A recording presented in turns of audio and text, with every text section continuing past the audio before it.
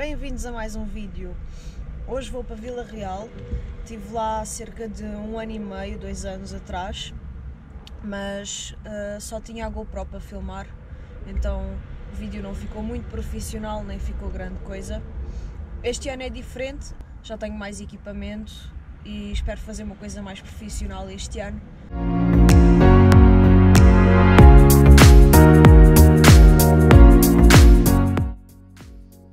Cheguei, estou à espera da Cris, ela vem-me buscar aqui.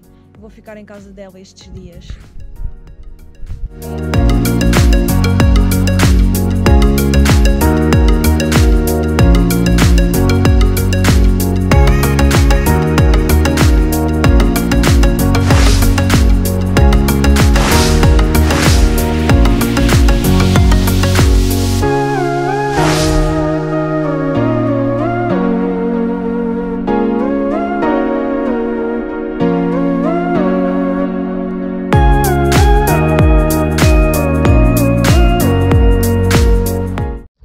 Vamos tomar café e a seguir vou ensinar a Cris a andar de skate.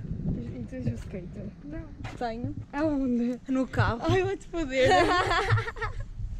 Eu a pensar que tínhamos vindo no meu. Estás a ver? Tipo, mas pronto, está-se bem, vou malhar o trago. Sim, tenho o skate no carro e vou ensiná-la a andar de skate. E eu vou... Não prometo que vai correr bem, mas... Pois, amiga, é isso que eu vou malhar os trajes nessa merda que não vai tudo.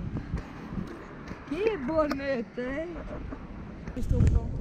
Vá, mete isto no chão. Eu não sei andar nisto. Vá, Não sei andar nisto. dá cá. Não consigo pôr este pé em cima, amiga. Tens que inclinar um bocado o pé, não é assim de frente, Então, tens que inclinar assim? um bocado. Olha. Eu vou desistir de andar disto, porque eu não sei. Tu queres me pôr a fazer isto? Eu não consigo.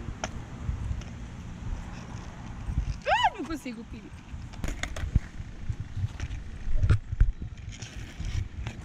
Boa, Cris. E a Mariana?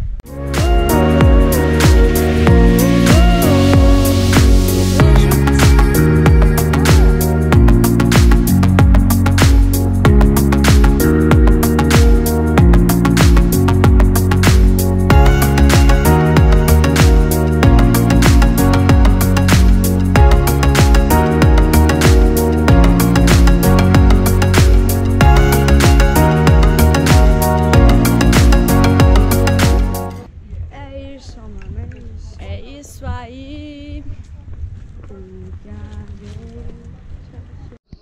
Já me despedi da Cris, vou continuar a minha viagem. Fiquem por aí para ver o próximo destino e até já.